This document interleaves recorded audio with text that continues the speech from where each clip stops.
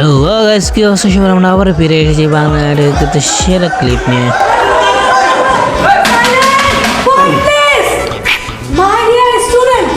উনি হচ্ছে তোমাদের নতুন ম্যাডাম আনিকা চৌধুরী। আশা করি ওনার ক্লাস তোমরা সবাই মনোযোগ দিয়ে করবে। আর ম্যাডাম, আপনি যেহেতু নতুন, কোনো সমস্যা যদি আপনি ফেস করেন, সাথে সাথে আমার কাছে যাওয়ার কোনো দরকার নাই। নিজের সমস্যা নিজেই সমাধান করবেন। কি করে বাপসি কে কইলো লাইক নিজে করো ভালো। ওকে ওকে, বাই স্টুডেন্ট। আবির। আর উনি হচ্ছেন কলেজের সবচেয়ে মেধাবী স্টুডেন্ট, যিনি এক ক্লাসে 8 বছর ধরে আছে। বাই। ক্লাসের পর অফিসে ওরা দেখা করো।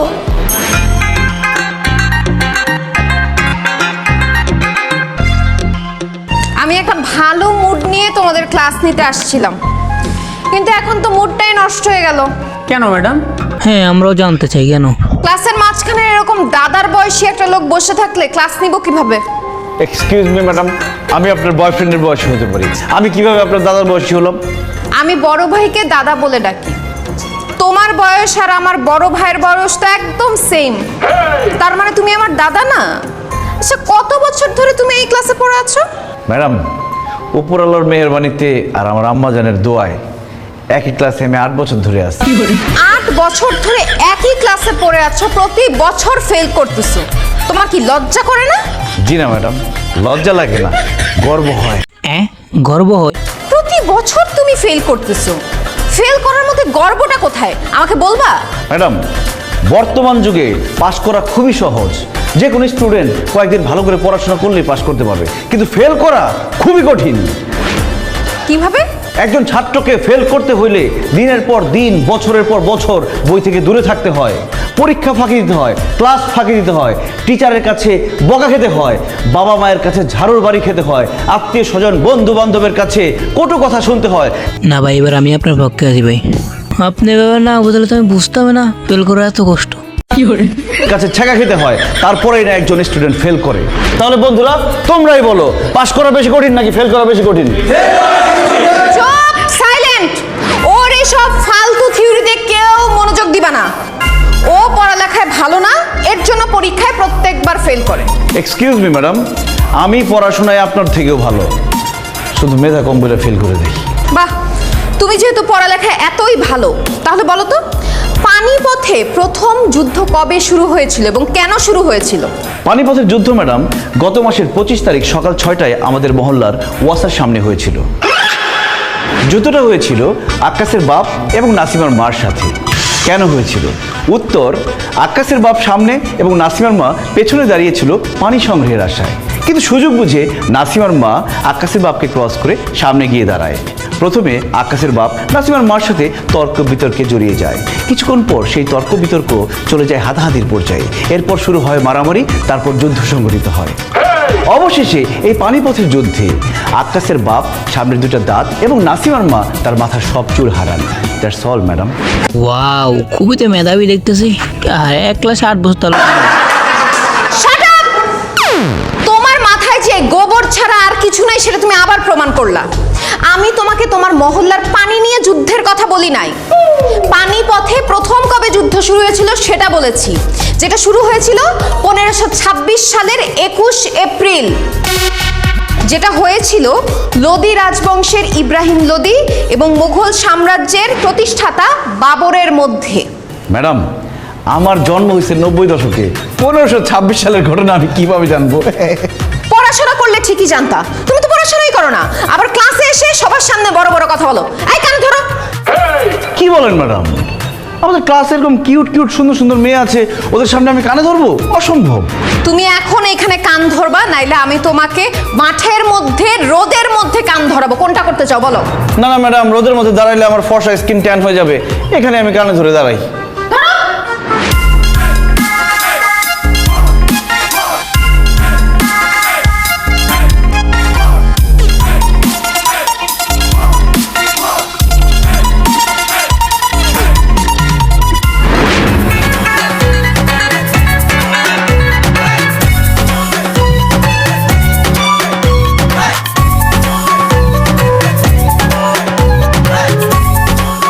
আয় ছেলে, এদিকে আসো।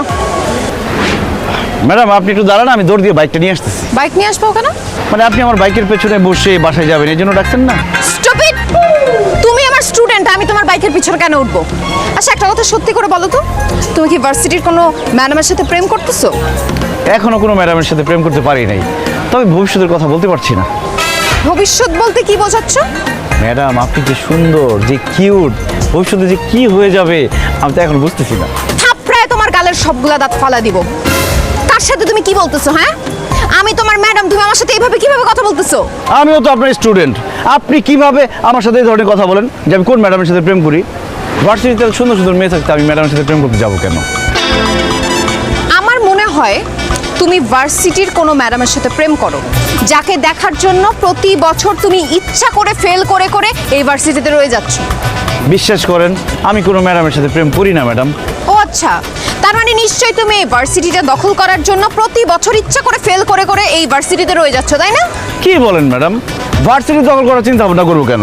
উপরওয়ালার মেয়ের বাড়িতে টাকা পয়সা শহর সম্পত্তি সব আছে, শুধু মেধা নাই, এই জন্য পাশ করে ভার্সিটি থেকে বেরোতে পারতেছি না। সত্যি করে বলো তো, তুমি পড়াশোনায় ভালো না এই কারণে প্রতি বছর ফেল করতেছো, নাকি অন্য কোনো কারণ আছে? ম্যাডাম আমি পড়াশোনায় খারাপ এটা তো একটা কারণ আছেই, কিন্তু আরও একটা কারণ আছে, ওই জন্য পাশ করতে পারতেছি না। কি কারণ? স্টুডেন্ট লাইফটা এত মজার, এত আনন্দের, আমি চাই না আমার জীবন থেকে আনন্দ হারায় যাক। আমি যদি পাশ করে চলে যাই, এই ইউনিভার্সিটিতে এত সুন্দর সুন্দর মেয়ে আসে, তাদের তো দেখতে পারবো না, একসাথে 4-5 জনের সাথে প্রেমও করতে পারবো না। তাছাড়া পাশ করলে মা বলবে যা চাকরি কর, বিয়ে কর, ওই ঝামেলায় যেতে চাই না। এই জন্য স্টুডেন্ট লাইফে আসি, মজায় আসি, আনন্দে আসি, বিন্দাস আসি। এই আনন্দ তোমার বেশি দিন টিকবে না। কেন ম্যাডাম? তুমি মতিঝিল আইডিয়াল স্কুলে পড়তা না? জি ম্যাডাম। তোমার সাথে একটা মেয়ে পড়তো না, তাবাসসুম? খুব ভালো ছিল পড়ালেখায়, তোমাকে খুব পছন্দ করতো, অনেক ভালোবাসতো তোমাকে। তুমিও তার সাথে অনেক দিন প্রেমের নাটক করে তারপর সুন্দরী একটা মেয়েকে পেয়ে ওকে ছাকা দিয়ে চলে গেছো। তো চাকা দিব না, কি করব? ওর চেহারাটা খুব খারাপ ছিল ম্যাডাম, আর তার চেয়ে বড় কথা ও আমার থেকে লম্বা ছিল। ওর সাথে যখন আমি হাঁটতাম তখন সবাই আমাকে বাটুল বলতো, এই জন্য লজ্জায় ঘৃণায় অপমানে ওর সাথে ব্রেকআপ করে ফেলছি, আরেকজনের সাথে প্রেম করছি। কিন্তু ম্যাডাম আপনি এত কিছু কিভাবে জানেন? কারণ তাবাসসুম আমার বড় বোন, আর তুমি হচ্ছে আমার বোনের প্রতারক এক্স, আর আমি তোমার টিচার। ভার্সিটিতে আমার সময় তো ভালোই কাটবে, কিন্তু তোমার কপালে যে কি আছে সেটা তুমি বুঝো। ম্যাডাম তো কি বলে গেল? ম্যাডাম তো ম্যাডাম না রে, ম্যাডাম আমার এক্সের ছোট বোন, যারা আমি ধোকা দিছিলাম।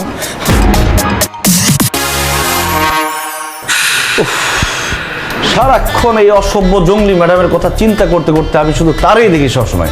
এই যে কাজের মেয়ে রহিমা, তুমি আমার সামনে দাঁড়ায় আছো, অথচ আমি দেখতেছি যে আমার সামনে আমার জঙ্গলি ম্যাডামটা দাঁড়ায় আছে। হ্যাঁ ম্যাডাম, আপনি আমার কল্পনা আসা বন্ধ করেন তো। এবার বুঝতে পারছো? কল্পনায় না, বাস্তবে আমি তোমার সামনে দাঁড়ায় আছি। জি ম্যাডাম, বুঝতে পেরেছি। Good evening. ভালো আছেন? আমি জঙ্গলি, তাই না? না ম্যাডাম, আপনি তো অনেক সুইট। আমি জঙ্গলি, আমার 14 গোষ্ঠী জঙ্গলি, জঙ্গলে আমাদের বসবাস। আমি অসভ্য, তাই না? ছি ছি ম্যাডাম, কি বলেন? আপনি সভ্যতা, আপনি ভদ্রতা, আপনি শিক্ষিতা, আপনি মমতা। অসভ্যতা আমি, তাহলে ম্যাডামটা কি অসভ্য বলে? আমি খোঁজ নিয়ে দেখেছি তুমি ভার্সিটির গত 2 সেমিস্টারের সেমিস্টার ফি দাও নাই, সেই ব্যাপারে তার সাথে আমার কথা আছে। খবরদার ম্যাডাম, ভুলেও আমার মায়ের সাথে এই ব্যাপারে কথা বলবেন না প্লিজ। কেন? কারণ ম্যাডাম আমি মার কাছ থেকে সেমিস্টার ফি, বেতন, টাকা পয়সা যা লাগছে সব দিচ্ছি, কিন্তু জমা দিই নাই, খাই বলছি। এখন আপনি যদি বলে দেন যে বাসা থেকে টাকা নিয়ে আমি ভার্সিটিতে জমা দিই নাই, খাই বলছি, তাহলে আমার মা আমার হাত খরচ, মোবাইল খরচ, বাইকের খরচ, শপিং খরচ সব বন্ধ করে দিবে, আমি না খেয়ে মরবো। আচ্ছা, তা তোমার মাকে এসব কথা না বলে আমার কি লাভ? ম্যাডাম, মা তো আমাকে সেমিস্টার ফি আবার দিবে, সেটা তো আমি ভার্সিটিতে জমা দিব না। আমি আপনি 50-50 ভাগ করে নিয়ে যাব, পার্টনারশিপ। একে তো তুমি মনে মনে কল্পনায় আমাকে গালি দিছো, ভার্সিটির সেমিস্টার ফি দাও নাই, বেতন দাও নাই, এখন তুমি নিজের ম্যাডামকে ঘুষ দেওয়ার কথা বলতেছো। তোমার মাকে সবকিছু তো আমার বলতেই হবে। এতক্ষণ যে আমাকে গান শোনালা, সেই গান তাকে আমি শোনাবো। শোনো। ম্যাডাম আপনি আমাদের বাসায় এসেছেন, আমি খুব খুশি হয়েছি। আচ্ছা, ওই যে ভিসি স্যারের যে অপারেশন হলো, উনি এখন কেমন আছেন? ভালো তো? ভিসি স্যারের কি অপারেশন হয়েছে আন্টি? কেন, কয়দিন আগে ওই যে ভিসি স্যারের কিডনিতে পাথর হয়েছিল, সেই কারণে অপারেশন হলো। হায় হায়, আবিরের সে কি কান্না, বলতেছে স্যার তো টাকা পাবে কোথায়, স্যারের টাকা না হলে তো অপারেশন হবে না। আমি ওর কান্না দেখে পাশের বাড়ি থেকে 50,000 টাকা এনে ওকে দিছি, তারপরে ও কান্না থামাইছি। আন্টি, আবির আপনার সাথে মিথ্যা কথা বলছে 50,000 টাকা নেওয়ার জন্য। ভিসি স্যারের কিডনিতে কোনো পাথরও হয়নি, তার কোনো অপারেশনও হয়নি। কি ভিসি স্যারের কিডনিতে পাথর হয় নাই? এই তুই কেন বললি যে ভিসি স্যারের কিডনিতে পাথর হয়েছে? আরে মা, কিডনিতে পাথর হয়েছে, কিন্তু সেটা ভিসি স্যারের না, সেটা হয়েছে আমাদের কলেজের প্রিন্সিপাল স্যারের। তার টাকা দরকার ছিল, তুমি যে 50,000 টাকা দিচ্ছ সেটা আমি প্রিন্সিপাল স্যারকে দিচ্ছি।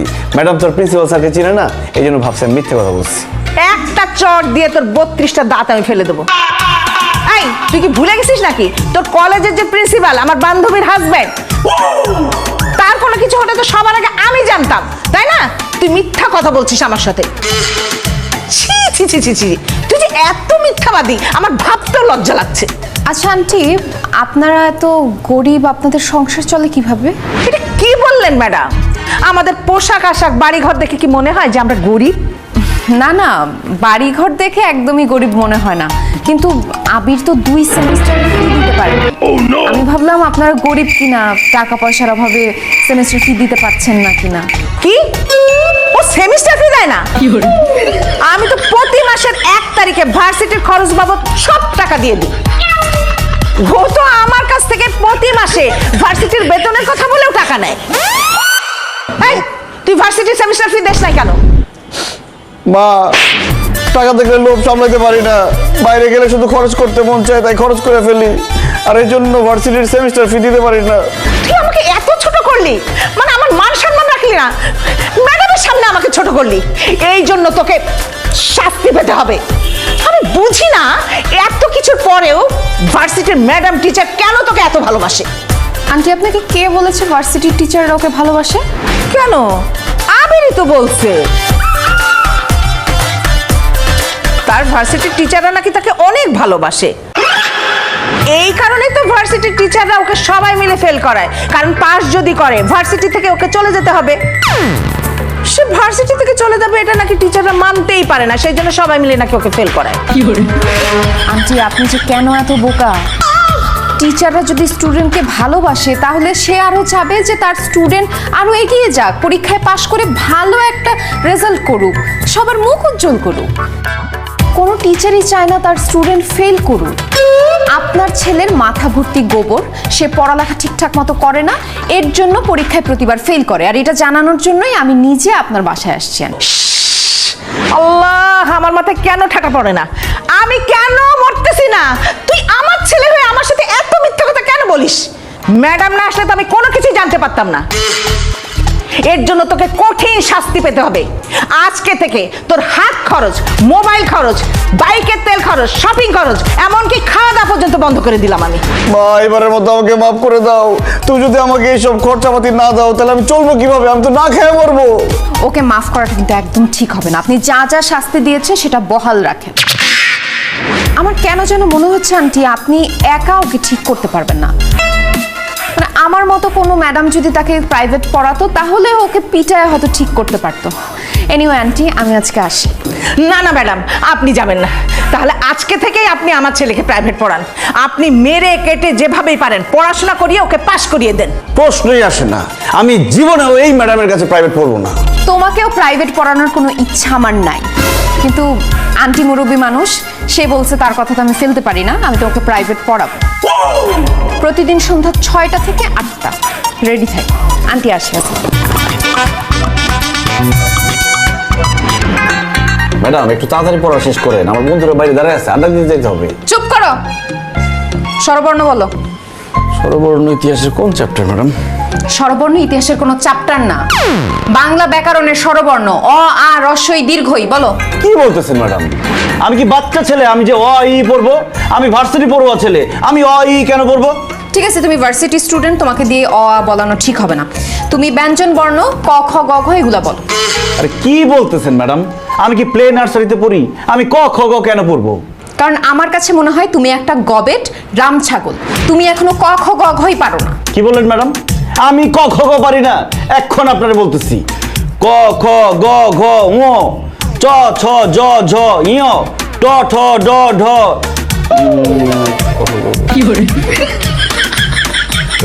ক খ গ ঘ ক খ গ ঘ ঙ না ক খ গ ঘ ঙ ট ঠ ম্যাডাম কি ব্যাপার এরকম ঘরে আসতেছে কেন মনে করতেছে কেন সব সিরি তালবর্ষ দন্তস্য মদন্যস্য প ফ জ র ল একসাথে তো সবকিছু মনে করতেছে না।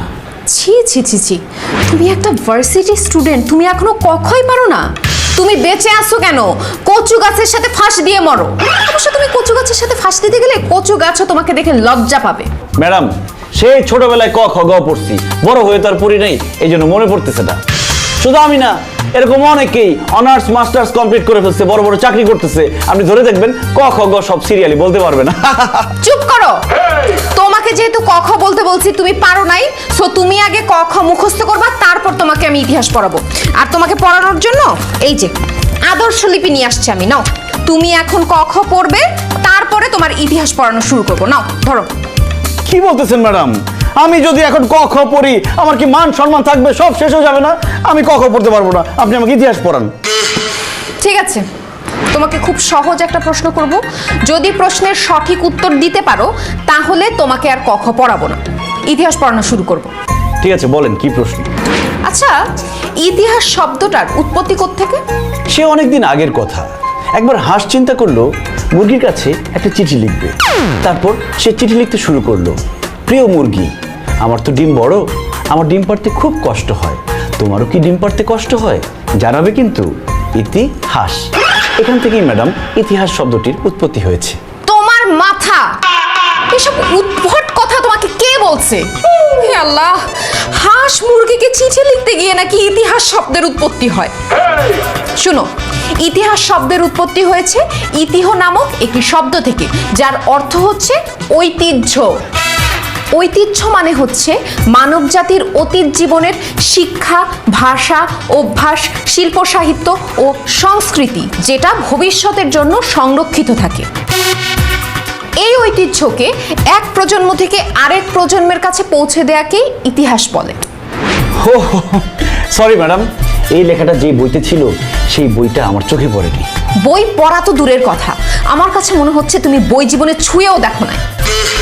যেহেতু তুমি আমার প্রশ্নের উত্তর দিতে পারো নাই, সেহেতু এখন তুমি ক খ গ ঘই পড়বে। না, পড়া শুরু করো। ক খ গ ঘ ঙ চ ছ জ ঝ ঞ ট ঠ ড ঢ বুঝন্ন ত থ দ ধ।